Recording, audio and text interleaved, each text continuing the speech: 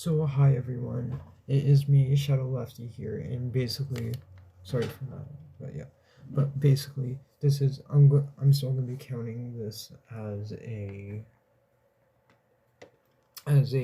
re-upload. But I think I kind of did the same thing with my plushie with one of my plushie episodes. But yeah, so this is just going to be a remake, or not really remake, but re-upload of it, and this time I'm hoping there's gonna be no scratching, or scratchy noises, especially because of it not the actual speaker's not going to be on it. Will be in it, hopefully. But yeah. Thanks to Google Meet for sponsoring a portion But of when it today's comes video. to the Google Meet part, I'm gonna try and not have it for. It's been so many years. Long have I waited. Finally, it's my turn. Hello, Internet! Welcome to Film Theory, the show that always knew that this day was coming. It's been over 8 years, but finally the Five Nights at Freddy's live-action feature film is set to hit the silver screen in a little over a month. And you know what that means. It means that nowhere is safe anymore from FNaF theories. Don't believe me? There's a FNaF cookbook releasing in October. A FNaF cookbook is coming for you next, Food Theory. No, all we need is a FNaF fashion line that's infected all of us. Oh, my sweet stars, what have I done? But for as satisfying as it is for Film Theory to take another toy out of the toy box of Game Theory and claim it as our own, see also Sonic, Mario, and Last of Us in this year alone, in all seriousness, we are way overdue for a theory breaking down our predictions for this movie. And believe me, there is plenty to talk about. If you're on YouTube and you somehow missed the phenomenon that is Five Nights at Freddy's, how? Like, genuinely, how? I need to know your secrets. This series exploded about a decade ago, with every Let's Player on the platform screaming their heads off over the haunted animatronics hunting us down in the ruins of a dilapidated pizzeria. But while the scares certainly got us started, it's the story that's kept us going. What's helped the series persist for as long as it has been its incredibly mysterious story told through scraps of information and obscure environmental details. Heck, 60 episodes later on Game Theory, and we are still trying to decode this thing. Really, it's only been 60? Feels like there gotta be 100 at this point. And this new FNaF movie seems to be staying true to the franchise's roots, not in terms of the lore necessarily, but in terms of the cryptic storytelling. There is a ton of information packed into the few short minutes of trailer footage that we've seen so far. Enough that I believe we can predict the entire plot of this new movie, right down to the shocking twist ending that's gonna leave you devastated. Here's a hint. If you think this movie has itself a happy ending with everyone smiling and living happily ever after, then clearly you have not been paying attention. So today, Film Theory does what Game Theory's never been able to do: solve this franchise. And we're gonna do it before the movie even releases. Keep your eyes on your monitors, loyal theorists. We're going in. So I think a good place to start with our prediction here is sort of laying out what we think the movie's trying to do with FNaF as a franchise. Just from watching these trailers, I think it's clear that this movie does not take place in the universe of the games. Why? This thing. I have played, watched, and read every last scrap of information this franchise has put out, and this is unlike anything we've ever seen before. Clearly, it's a murder weapon, and clearly it was made by the franchise's big bad, but why, what, and how is still a complete mystery. My best guess, and again, this one's a guess, is that it's a remnant extractor, a way to ensure murder victims have the most traumatic, awful death possible, so the agony they experience can be harvested to help create creatures with eternal life. If none of that meant anything to you, strap in, El Chippo. You're in for a crash course. By the end of this thing, you're gonna be talking about Fazgoo with the confidence of a pro. Looking at the trailers and IMDb, we know that this is gonna be the story of Mike Schmidt, the security guard from FNaF 1, but things are different this time around. Well, this certainly appears to take place in the 1990s like the original FNaF game, considering everyone's using old-school wired telephones, there are no modern cars, and all the monitors are old CRTs. They're also bringing in characters who clearly reference later parts of the franchise, specifically Vanessa from Security Breach, a blonde security guard in the game who here appears as a blonde police officer. What I think's going on here from a meta perspective is that the movie's taken a bunch of stories from the game franchise and simplifying modifying them for a general film audience, while trying to keep the most iconic aspects of the games intact. Plus, they're gonna be combining ideas and characters from different eras of the franchise to get as many recognizable aspects of FNaF into one film as possible. That's why we see the story from the original FNaF interacting with someone new from Security Breach, and then you have a girl named Abby mixed in there whose name is literally an anagram of baby, all fighting against an unbroken version of Springtrap. That right there, that is the filmmakers trying to bridge the gap between the different eras of FNaF and bring in as many fans as they can. The OGs from 2014, the new fans from Security Breach, and also your average Joes who can't tell a Fred Bear from a Ned Bear, let alone a glam rock from a rock star. Oh, you have so much to learn. So all in all, think of this movie as something that's gonna wipe the slate clean and start fresh, referencing moments and key characters from the game's books, but not being beholden to them. Because, you know, that's not a confusing route to go at all. That said, let's just hope they don't stray too far from the games. Case in point, this detail right here. During a spoopy, scary moment in the trailer, Nebraska is spelled out very clearly on a poster in very large, very bold letters right next to the main character's head. This was an intentional decision definitely put into the trailers to keep us talking. This means something. Now, the general consensus is that the FNaF games normally take place in Utah. Multiple spin-off book series have made that detail quite clear. Could it be then that they've moved the setting to Nebraska for some reason? Maybe, but I don't think so. It'd be weird to just have a state poster of the state that you're currently in right above your security desk. My guess is that this poster was put here intentionally by Mike. It's important to him for some reason. My best guess is that it's hashtag goals, an aspirational place to go to help him get out of his current situation. Because on the face of it, things don't seem to be going all that great for him. It looks to me like Mike and his family have fallen on some hard times. First off, we don't see his parents in these trailers at all. Though Mike's father has been cast, I'm gonna guess that he's only here for a flashback scene, considering he doesn't look too much older than Mike's actor Josh Hutcherson. Additionally, we see that Mike and his little sister Abby are living in a small house with an average car, and Mike is looking for any job that he can get. I was just calling to see if that job that you offered was still available. I will take anything. We later see Mike bring in Abby along with him while he's working, implying that this is probably their only option. They can't afford a babysitter, and if there were parents at home to take care of Abby, why would he be bringing her to his night shift job? So Nebraska might be a symbolic place of freedom for Mike, a place to escape and finally be free. More or less, though, I believe that the setup for the backstory of the FNaF movie is going to align with that of the first game. Freddy Fazbear's Pizzeria was a popular arcade and food chain represented by its 4 iconic mascots: Foxy, Bonnie, Chica, and Freddy. However, they're not the only ones here. Seems that some of the children encountered another animatronic, a large yellow bunny rabbit that's separate from the other 4, as we see in a drawing here on the wall from this shot. This was a I will be pausing it right here really quickly. I do hope that, like, not really, like, going towards Fredbear's, but I feel like maybe, like, just small little glimpse of, like, where if they, especially if they show the buy of 83, I think that would be a nice touch to the movie. And I feel like be kind of the same thing with maybe also possibly bringing in the buy of 87, but I'm really hoping that it will be once again more towards the buy of 83.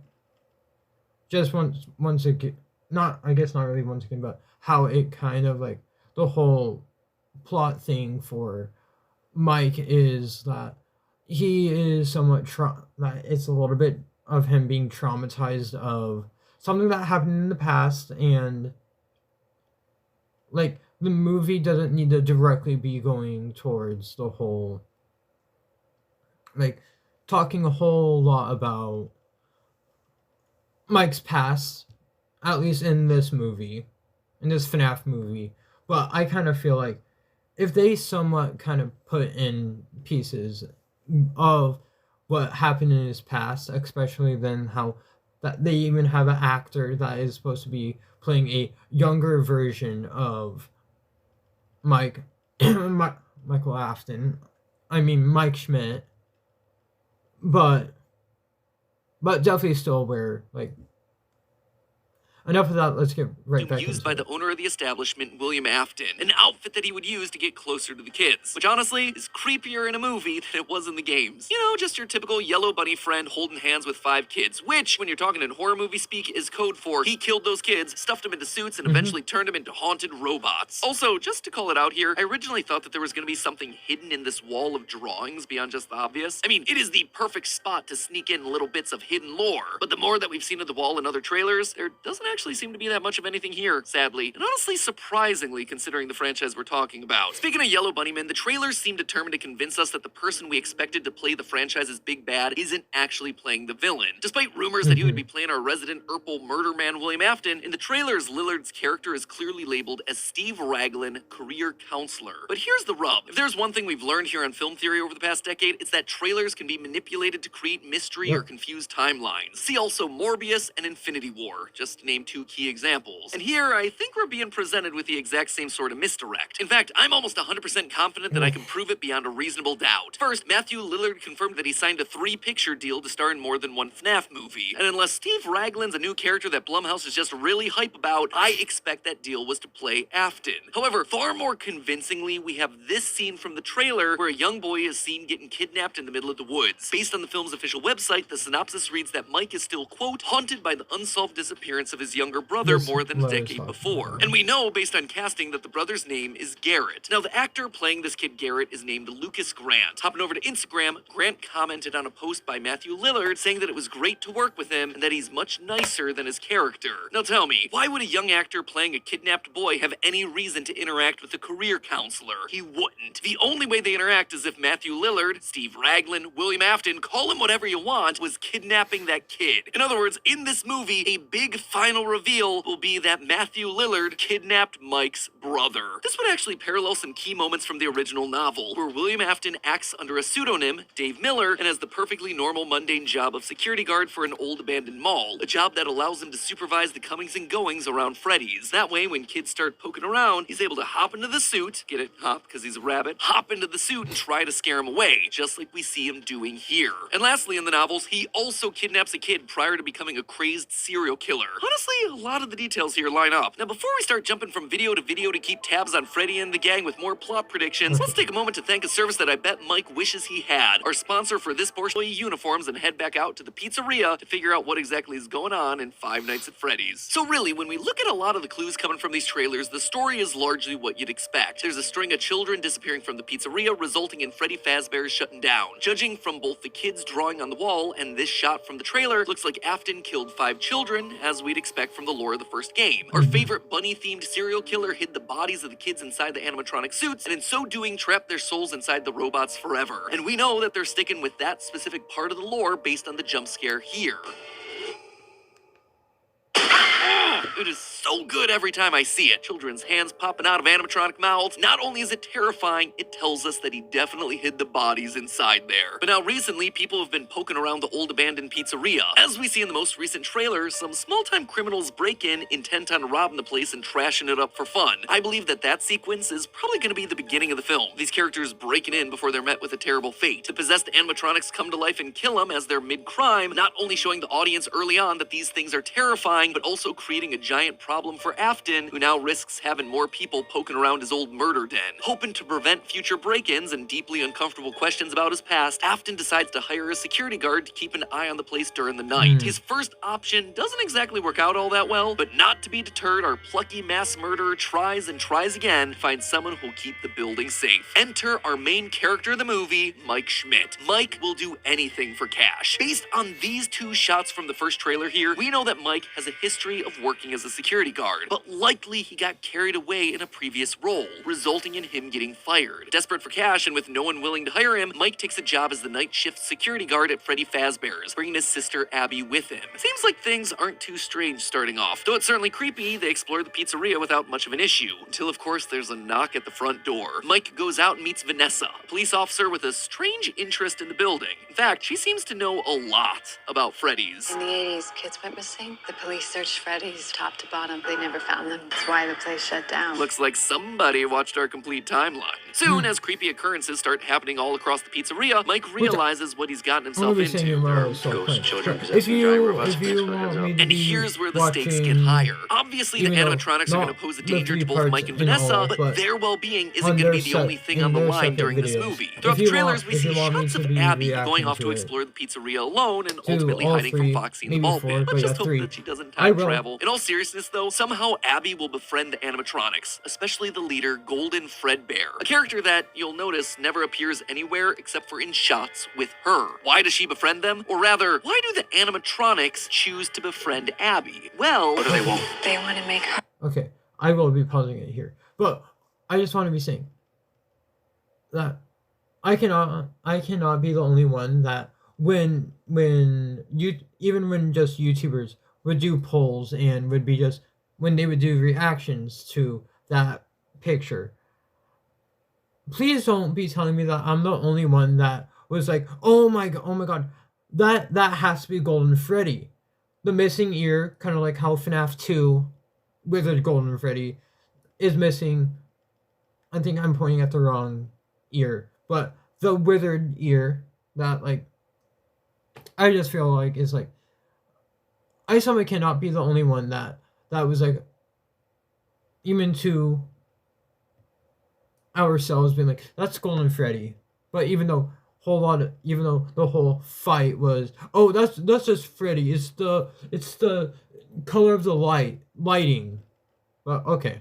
Like them. Yep, the animatronics want to add another member to their ranks, and that is going to be the big driving factor for this movie. Mike and Vanessa are going to rush to try to solve the mystery of the kids' disappearance and put their spirits to rest, hopefully with plenty of time to save Abby. The scenes where we see Mike interacting with the kids outside the pizzeria, I believe that this is where Mike is trying to put the pieces together and is speaking to the spirits in something like his dreams. Of course, William Afton does not want this to happen and has to get himself physically involved, disguising himself in his old Springtrap costume and chasing Mike and Vanessa around in an attempt to silence them in the big scary action set pieces. Afton will likely capture and injure Vanessa at some point, considering that we see a yellow rabbit hand grabbing Vanessa's neck here and Mike sitting by Vanessa in the hospital looking concerned. So that's the main setup for what I see happening in the movie, but what about the big twist? There's always got to be some sort of a big twist in FNaF. Well, I believe that it comes with the identity of some of the spirits. You see, we actually get a pretty good idea of which spirits possess which animatronic bodies from this shot in the trailers. It's pretty obviously telegraphed. Bunny ear kid is Bonnie, redhead with pirate claw is Foxy, the girl wearing all yellow is Chica, and the boy with the top hat is Freddy. As for the last kid though, well, the obvious thought was that he was going to become the mysterious Golden Freddy. I think that's what I and everyone else assumed when we saw that first trailer. But now,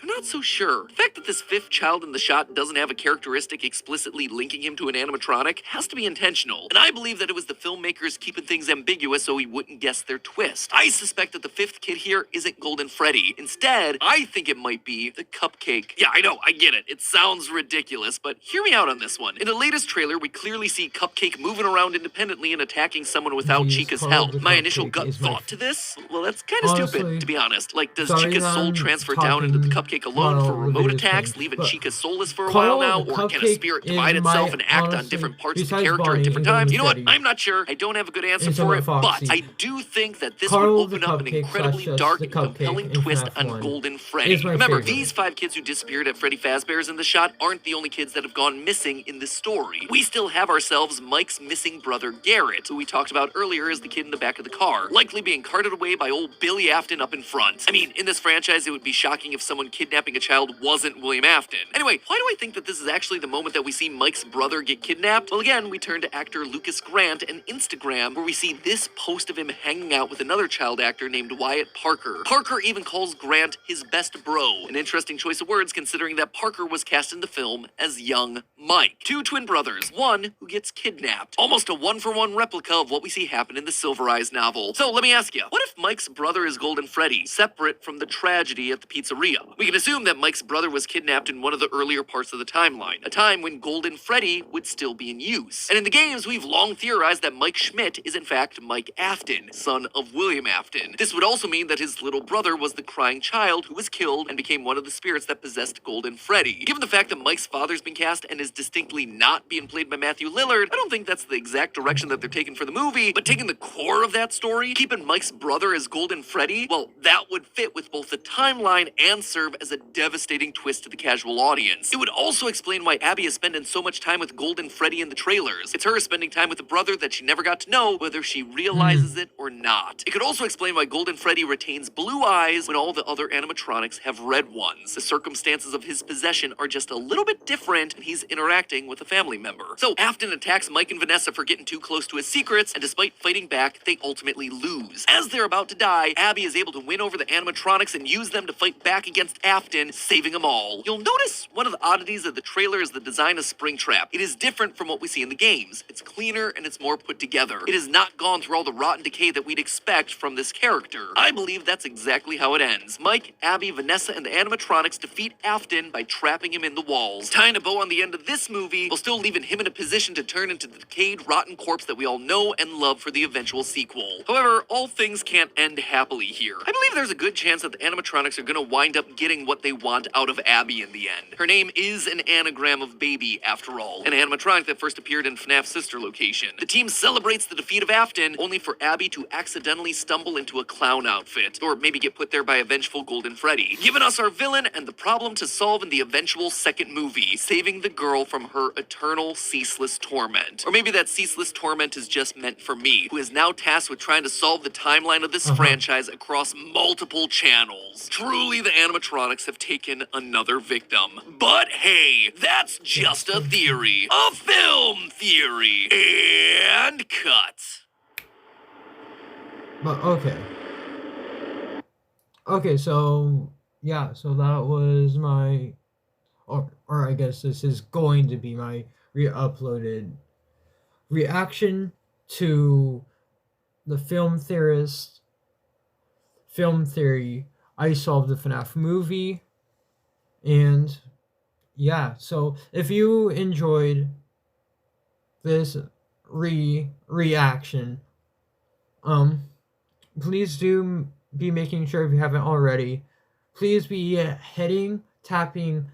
clicking on that big red button that says subscribe, and please subscribe. And if you want me to be doing more reactions to more either game theories or of course film theory, please be leaving a thumbs up. And if this video can get up at least up to 2 thumbs up,